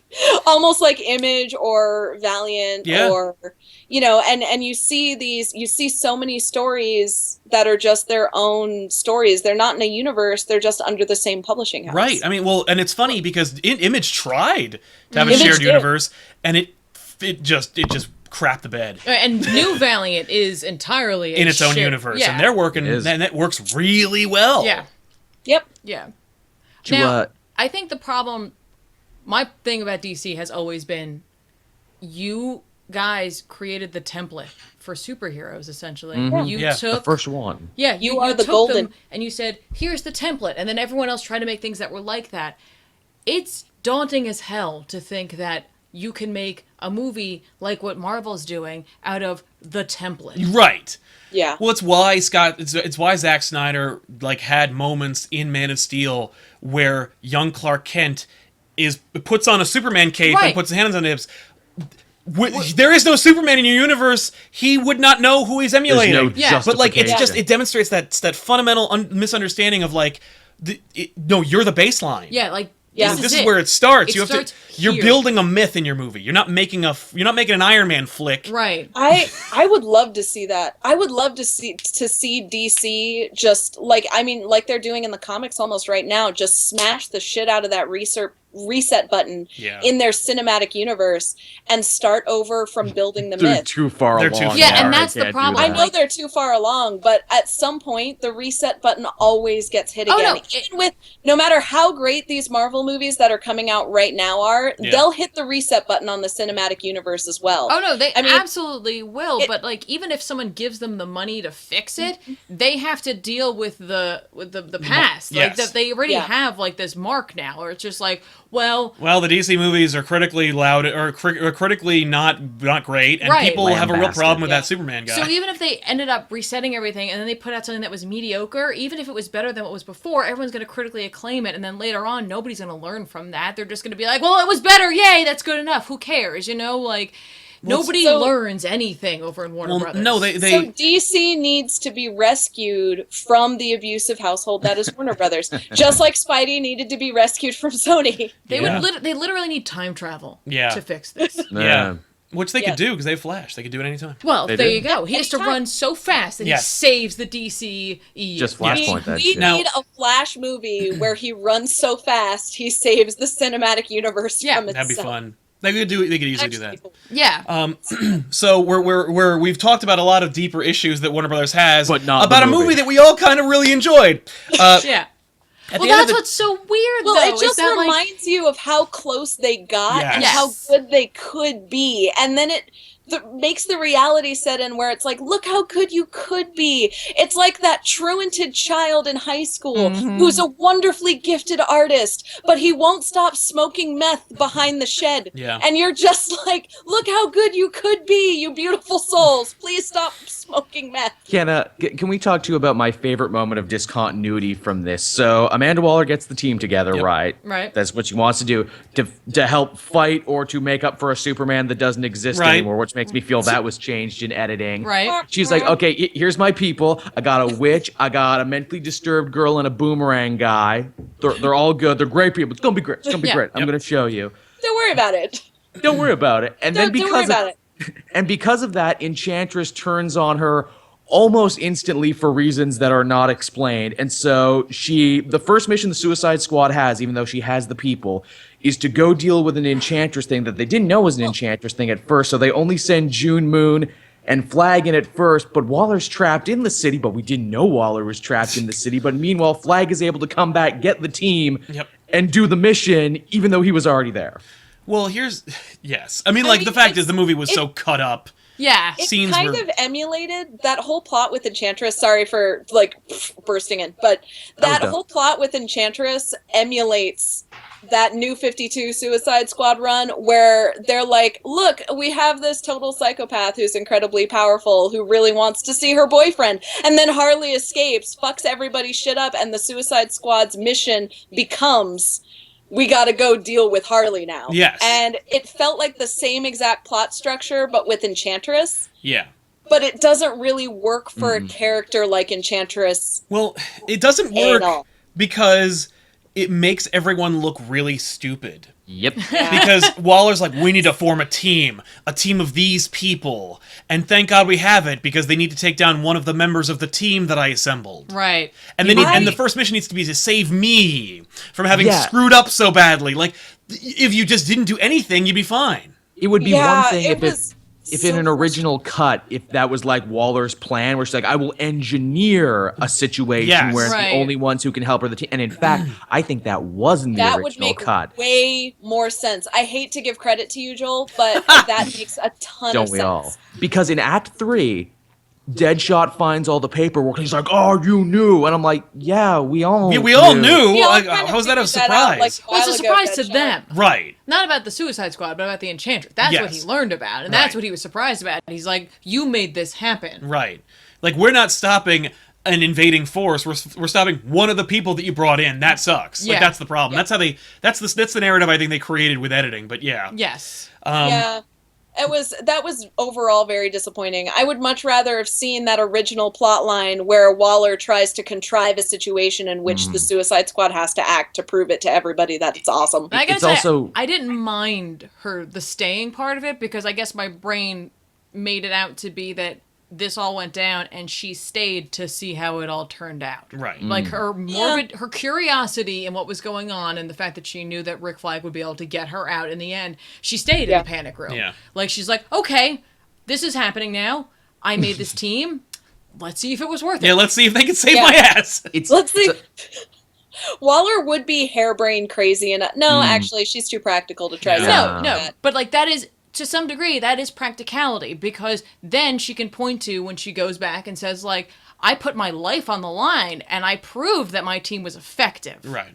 Yeah, but that works. I feel like that works a lot better with that OG plot line where she is contriving a situation. Oh no, I agree. I like the fact that, like, I like the idea of this Waller who thinks on her toes, and any situation she can turn into a situation for herself. Yeah. Like, any situation I like that's that, given. that as well. And I seem to also be the only person who likes that she wasted all of her staff. Oh, I love man, that. Are you yeah. kidding me? that That's was like pretty my fun. favorite. We were all like, whoa! I was like, yes. I was the only one, was I the only one who complained that, not complained, but was disappointed by the fact that, like, okay, I don't like the putties where it's like, like zombie hordes, throw them at them, but I would have preferred Crash that zombies. to a blue laser that the shredder launched in the air so they could turn the populace into lizard people.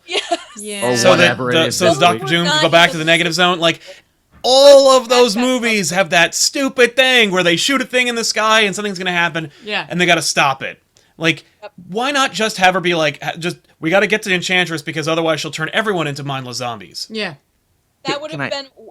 For a long time, I thought that's what the plot was. I was like, oh no, everybody's turning into trash bag monsters that Yeah. are half melted in the Texas sun. Oh no, this is terrible. And then I was like, oh, the actual threat was a laser beam. Yeah. Yeah, but they We're had to bringing be it back mindless to that, zombies are so we? that you could relate to the Suicide Squad, because even though they're villains, they're really the heroes, even if they're anti-heroes, so they can't kill people, but No, they can have kill to these do. things. That's fine. not even really It's heroes. stupid. I know it's stupid. But I'm They fine with really- that because otherwise Deadshot has to shoot rubber bullets or some crap. Yeah. Like, no. Yeah, exactly.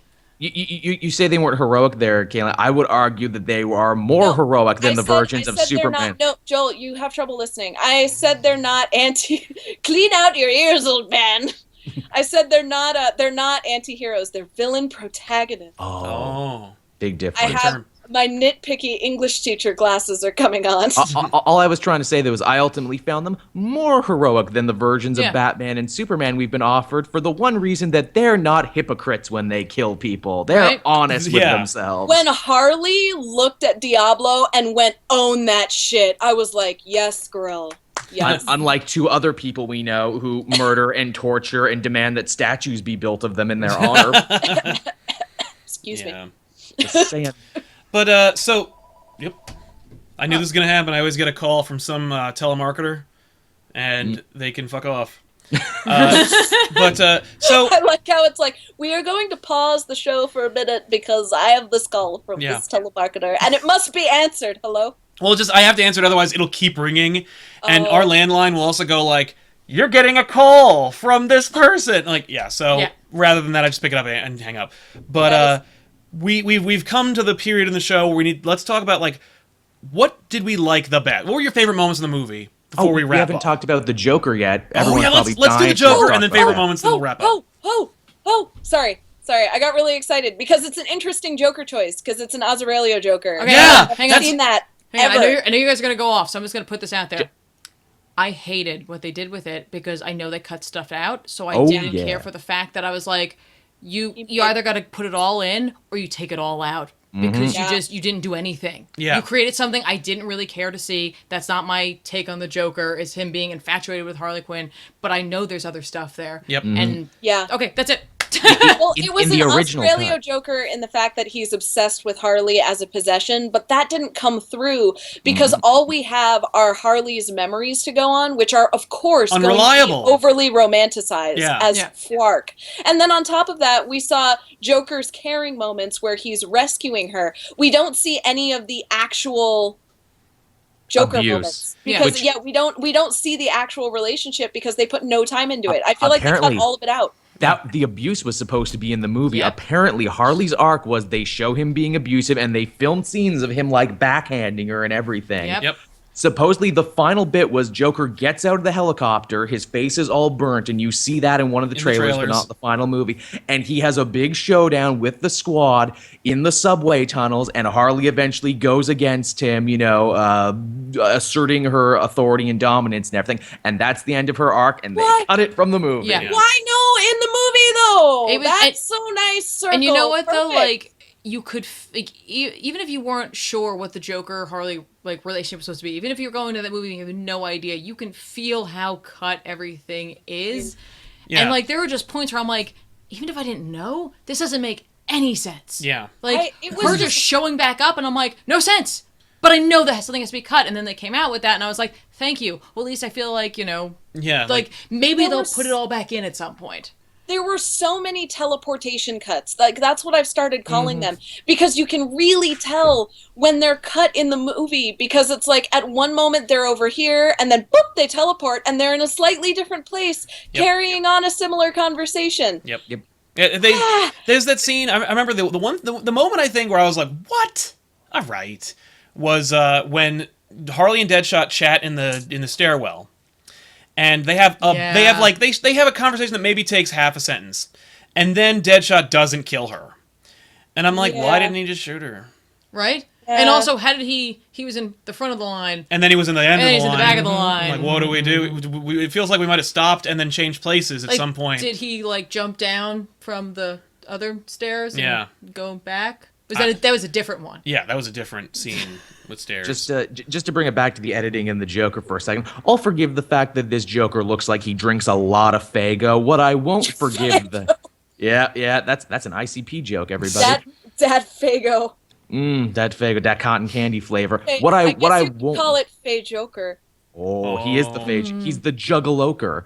But that one wasn't as good. But what I won't want to throw up a little bit from accuracy. what I won't forgive though is all the weird filters and cuts and everything else they have going on in Jared Leto's scene. It's Yes. like they didn't believe enough in his performance. They're like, no, we need to get all After Effects and camera tricks and everything. Ledger didn't need that. Hamill didn't need that. Nicholson didn't need that. But Jared Leto needed it because he wasn't great. Leto. Because when you're down with the clown and you're down for life. No. Well, that's all the time we have for Joel. I researched way too many ICP lyrics for this. Jolgalo? Are you a Jolgalo? You Not better the first person to make that right joke this now. week. Nice. And we're gonna see you with dyed hair in the Hot Topic with the silver grill. And it'll living say that damaged lark across your life. forehead. You know what's funny? One of the After Effects problems that I had was the information.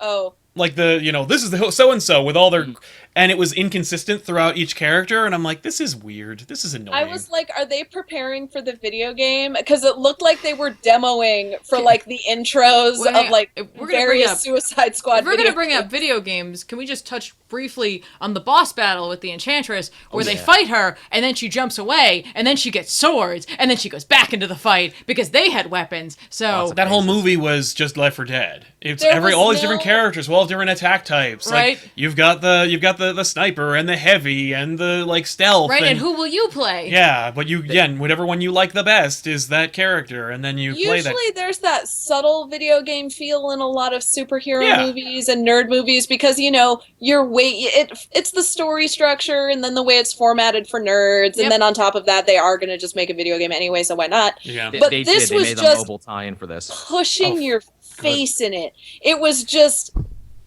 don't you want to play this fucking game? I assume it's that they think that that's what a younger audience relates to. Yes, and they're so like, look they at how hip don't this movie they is. don't know how to end these movies anymore because they're like, here you go, like that's how video games end, so this is how the movie ends. Yeah. I would have loved for them to have just given up entirely and have done dual screens, Markiplier and PewDiePie narrating over it.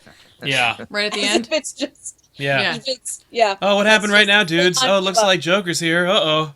Hashtag bras. And then you hear, like, from the corner, ah! Yeah, literally when she jumped in with those swords, like after she left the fight and came back in, Yeah. after they all pulled out, like, I was That like, sucks because, like, we were really jazzed for Enchantress. and you know what, like, I appreciate the fact they did a female villain. I understand, though, that why they didn't put a lot of effort into it, because that's not really what the movie was about. The movie was actually character-driven, which I was like, wow, interesting way to actually sneak that in, but you had to have some great threat, but it can't be, like, a super great threat, because then why isn't Batman here, and why are these guys dealing with it? So it has to be this thing that's kind of self-contained, and Amanda Waller is really directly responsible for it, so it's like, I get it. But I appreciate the fact that it was a chick. Yes. Like, I do appreciate nice. that. Can I say... Enchantress is one of those villains, though, that I feel she is kind of a heavy hitter villain. Like, even just looking back at the comics and the Justice League show, she's a heavy hitter, and I feel like she's a villain that needs to be escalated into, and not a villain that can be used as a side bit villain. No. I would much rather have had the Suicide Squad go try to fight, you know, gangsters in China or even ISIS. Then I would have enjoyed Suicide Squad. That would have been a cool movie, and it would have been cheaper too. Yeah, it would have been would've way been cheaper. It would have been like cheaper. 3 Kings, but with supervillains. That's fine by me. Ayer would have been more at home with that. Have you seen how Ayer does action in his other movies? Yeah. It's very quick, very violent, and it's over. You know what's funny? Can we just... enjoyed that? Can we talk about how, like, did you see David Ayer said, number 1, this is his director's cut. He loves this cut of the movie. He thinks it's awesome. And number 2... You're a liar, David. And number 2, there is no director's cut. The DVD will only have deleted scenes, but there won't be a finished version of the movie that is anything different from That's what we okay. get. Someone I'm on the pretty internet will take care of that for me. Maybe I'll cut it. Of course. Okay. But Pretty sure that David Ayer got kidnapped and taken to a basement somewhere No. underneath the marketing department. that's not what happened. No. David and then Ayer he just... was waterboarded into agreeing. David Ayer just follows Josh Trank on Twitter and saw all of Josh Trank's jobs and opportunities disappear when he went outside and decried the movies they took away from him. David Ayer's like, they just tranked me. But if I Josh Trank them by complaining about it on social media, they'll take Rogue One away from me. And I can't. You don't want that. I want Rogue One. And I want You know my what it Rogue is? One. Yeah, so You know what it is? They're like, David, do you want your Rogue One taken away from you? Yeah. Or That was or literally do you want just- to go to your room and behave and make the correct Twitter update? Josh Trank won't be Up making to any you, big budget David. movie ever again Right. because of what he did with true. Fantastic Four. Yeah. David Ayer is smarter and is like, yo, I got to make the movie. The money's still green. Yep. Oh, yeah. I'll make another. Yeah. Yeah. Why not? You know, it'll shock everybody when we find out David Ayer actually did have a small bomb at the base of his neck. He's and a Suicide DC Squad is member. holding it right now. It's like, better say it right. Better say it right. Right. Totally. The marketing department at Amanda Waller is actually based off of the entire marketing department. Now, Oh, yeah, that's funny. is it true that there were multiple editors on this? I heard Yes. that they had Yeah. so many editors, including a trailer editor Who worked Yeah. on the actual who did the film? final cut. Now, And the trailer editor from the marketing department did the final cut. Yeah. Yeah. now That's- see, now that I 'Cause don't everyone know loved if the trailer. that's. I'm totally on board with believing that it's always marketing. It feels like the problem with this was nobody knew what this final product should have looked like because they had these almost 2 different movies. Because if you left all the Joker stuff in, that's a movie in and of itself, and then you actually have the Suicide Squad. Yeah. You know, and like I could imagine they had one cut that was more Joker heavy, Yep. one that had almost none of it in, and they brought this guy in because they're like, you made the trailer, and everyone liked that. That's right. Fix it because make everyone like the everyone movie, seemed though. to think that you got it. So I feel like do what if you they had did, just- but longer. Yeah. Longer. I feel like if they had just let poor Mr. Ayer Mr. A. do what they paid him to do, Yeah. it would have been so much better. And the saddest part is there is a great cut of the movie we're all talking about here. It's called Batman Assault on Arkham, and Oh, it's yeah. the best Yeah. version of this movie.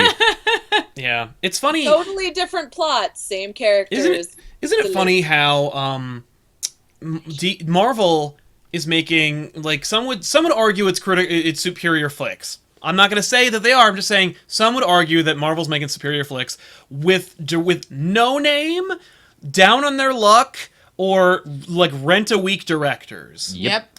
And they're working.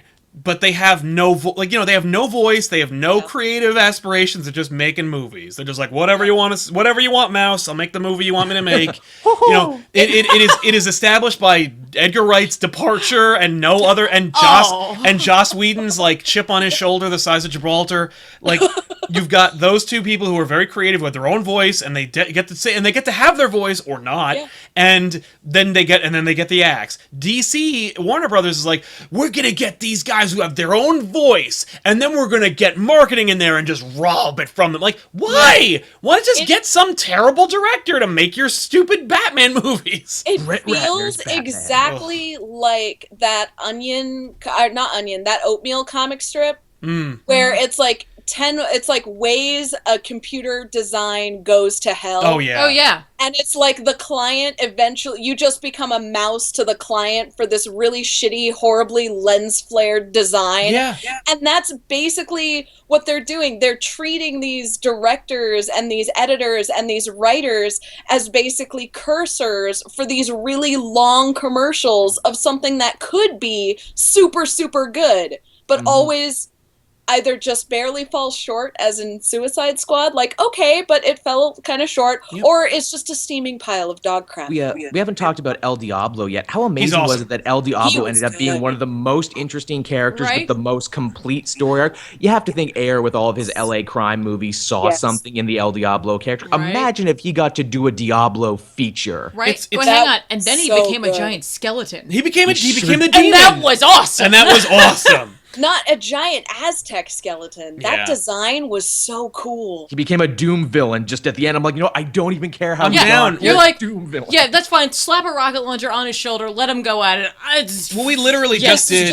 Cool. We did kicked in the teeth on back issues, and so like we were literally talking about how cool and great El Diablo was, and how he looks just like he does in the movie. And I'm like, yes. And I'm like, so I'm prepared. I was like, I think he's gonna be pretty solid, and he was. And I'm like, he's literally the page character. That's awesome. It was like he was lifted right out of the pages of Suicide Squad. Except they weirdly changed his origin. They made him more of a monster. They did. Yes. They're like, instead of him killing random women and children from a drug den, he killed his own women and children. He basically has good. X-Men problems, and it's funny too, this idea of in a big summer actiony blow up everything testosterone fueled action flick, you have a character whose big character motivation is, no, I have seen the era of violence and I swear to a new thing of pacifism and non-violence. I'm like, that's pretty ballsy. He's the only one that was rehabilitated, and they're like, you're gonna have to unrehabilitate yourself there, Skippy. Right, but that's genius on their part, because how do you sell a team of villains to people who don't understand what that is?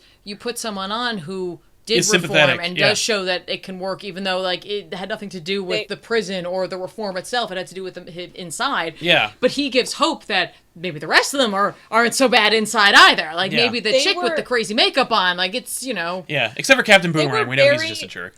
They were very well balanced. Yeah. I really enjoyed that. And even Rick Flag did not turn out to be that moral compass that we kind of thought he was. No, he wasn't. That was weird. He turned out to be so spineless and weak and pitiable, but not in the way that you pity like an adorable puppy and you want to protect it and nurture it. No, you pity like an ex. In the way that you see a worm that's been washed up by the rain and it's like flipping around helplessly.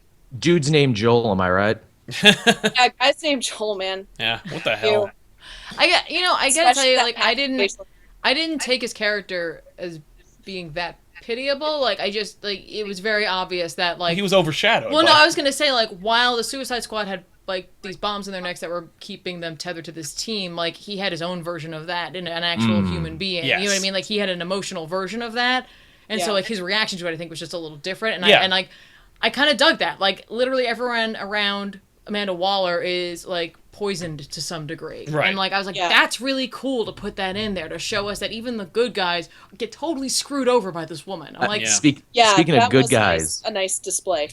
Speaking of good guys, can we talk about Batman's cameo at the end of this? World's greatest detective can't do his own legwork for Justice League. Waller has to do it for him. Yep. Look, no one has claimed that the Batfleck is the world's greatest detective. I think we already know that. The only thing we know, like, he's just a detective in as Yes. much as he actually tries to figure things out, unlike Yes. all the other Batman. Yeah, he found evidence. Yeah, he found evidence he over tries there. real hard, that Batfleck. Yeah. Nice job making Batman a collaborator too in all the death and destruction of this movie. That's nice. I did like, however, the very traditional Batman Waller moment where Batman's like, where, you know, Batfleck goes, I know what you're doing. And Waller goes, yeah, I know what you're doing too. Come at me, Bruce. Yeah. Come at me, Bats. Exactly. He's like, fair enough. Yeah. Goodbye.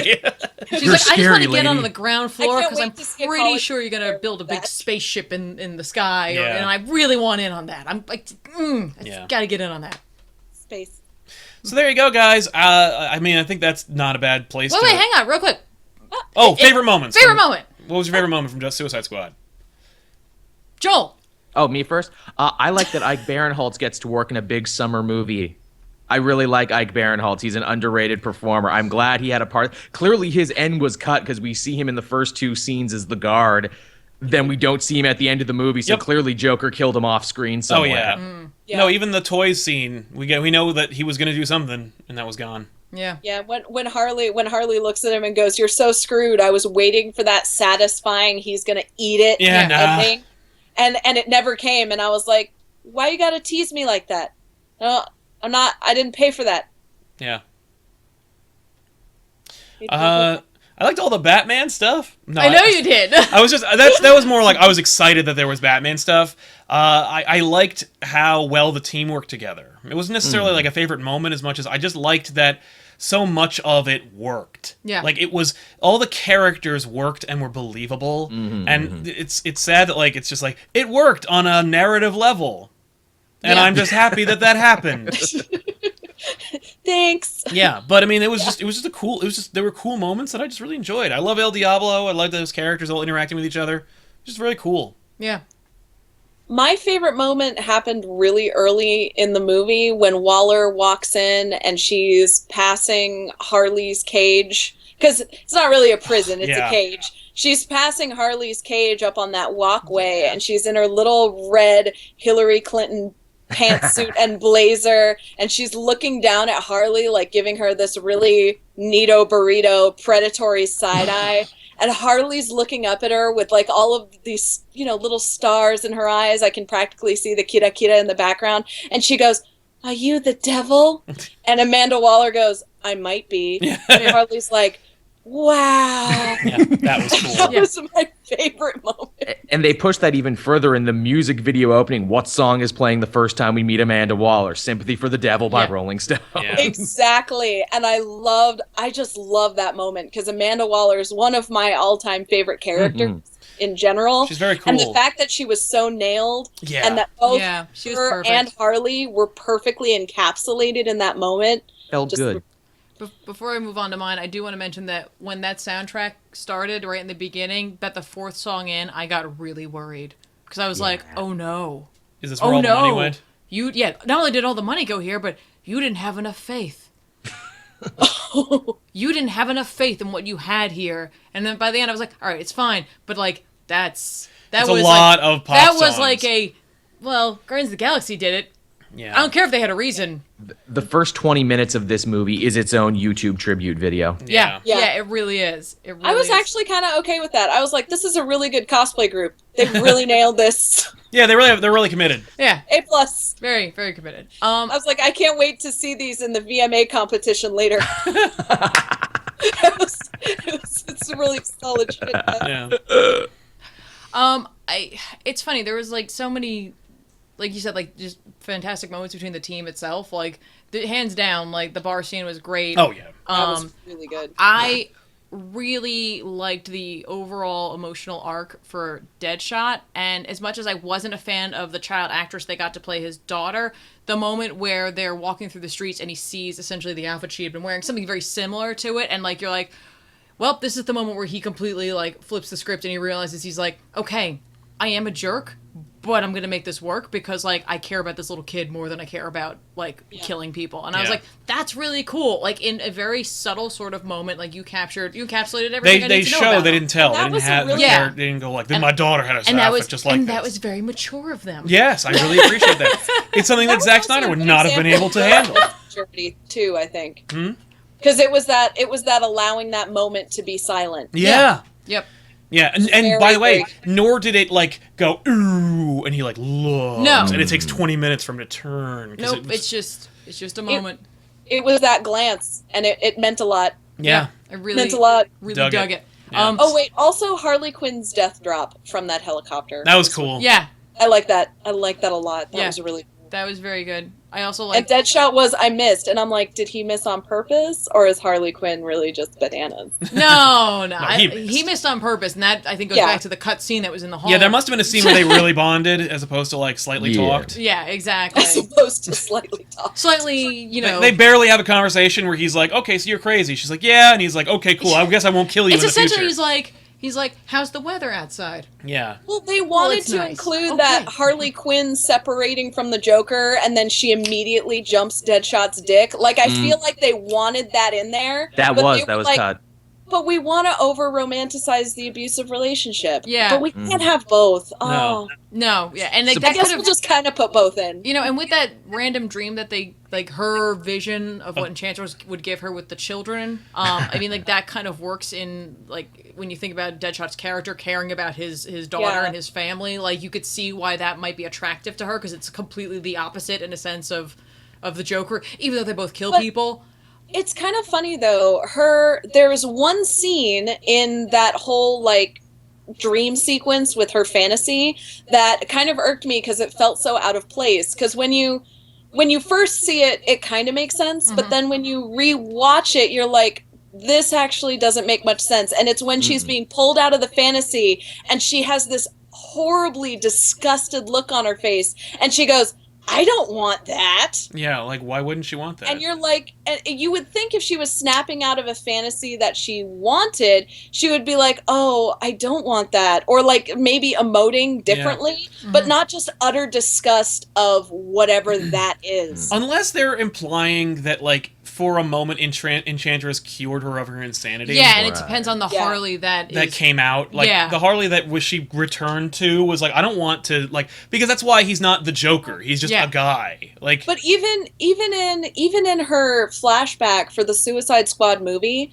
she's this overly ambitious little pissant who's, you know, really trying to make a name for herself, Yeah. who has some egoism and narcissism wrapped into her. I don't even think this version of Harley Quinn would want that, even if she wasn't totally bozo banana bonkers. Yeah, Right. no, but I could see like there are some individuals who take pride in finding another individual who requires assistance. has a Well, lot no. of status and can, Oh. you know, maybe you've already made your name, but now it's time to take care of the family because it's afforded to me. Yeah. Well, yeah, I mean, there is that. I'm not saying that people who choose to live that life are bad in any way. Oh, I no, just neither don't am I. think No. it's Harley in any way. I in just- this particular Right. movie. I think that comes from the cut scenes. Yeah. Yeah, You know, it's just it all comes back to that editing again. Yep. yeah, and don't forget supposedly. they had left that random scene of like Jared Leto with all the guns, but then there was also the boy and girl onesies Yeah. in there too, and I was like, "What are you doing?" Yeah. Or that one scene where he's in a Hot Topic surrounded by Johnny the Homicidal Maniac replica knives. Yep. That was stupid.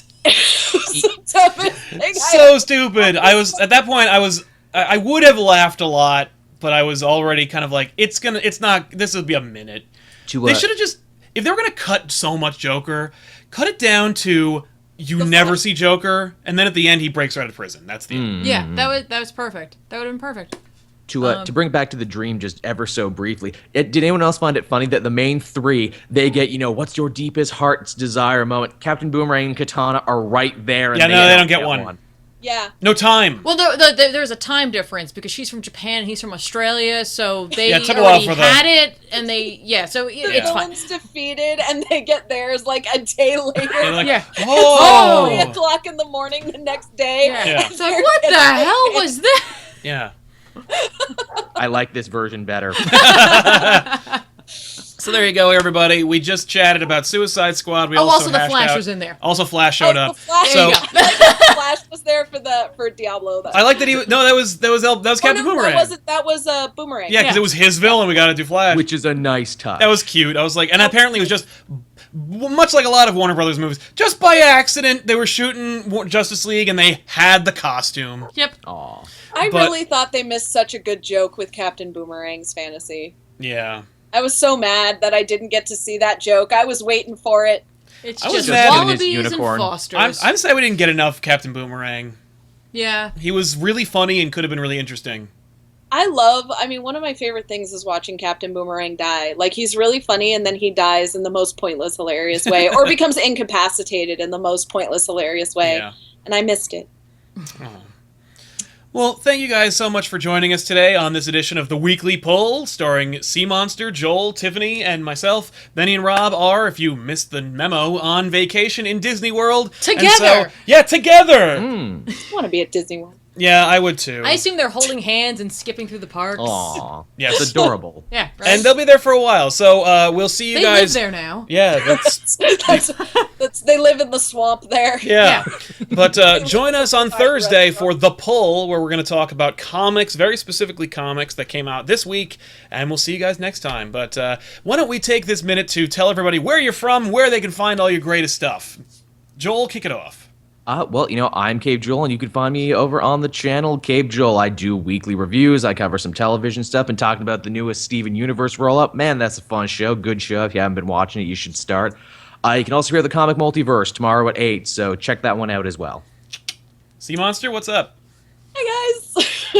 Well, I guess hi again. I've been here a while. But I'm That Sea Monster, and you guys can find me over on YouTube at That Sea Monster Comics, spelled with the letter C, or you can find me at That Sea Monster pretty much anywhere. Facebook, Tumbles, Instagram, Twitter, all of those wonderful platforms. So if you guys want to follow me, it's That Sea Monster and That Sea Monster Comics. I do a late night show called Bedtime Stories, where we basically have a good old-fashioned comic book stitch and bitch and talk about whatever the hell we want to talk about.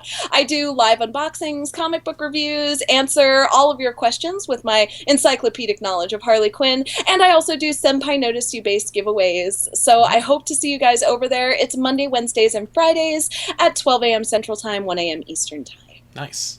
Good plug. Yeah, I nailed it this time. Yeah. And, Usually it's like I do YouTube. I'm on YouTube. Watch me. You get a gold star.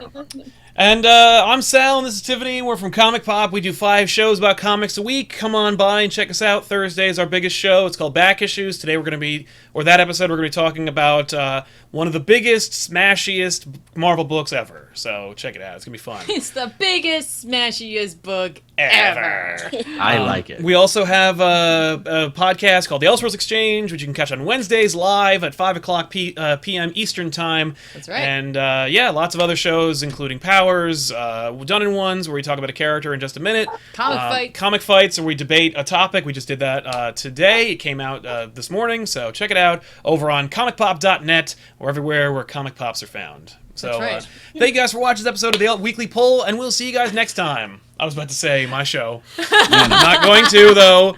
So, yeah. Do it. Thanks It's a a lot. great plug. Do it. This show I borrowed from Benny. Yep, thanks, Betty, for the show. But he borrowed it from Rob, though. Yeah, he did. He just never gave it back, like that lawnmower. Yeah. Ooh. Oh. Secret Origins. Good thing I didn't bring an umbrella for all of this mild shade. So long, everybody. Bye.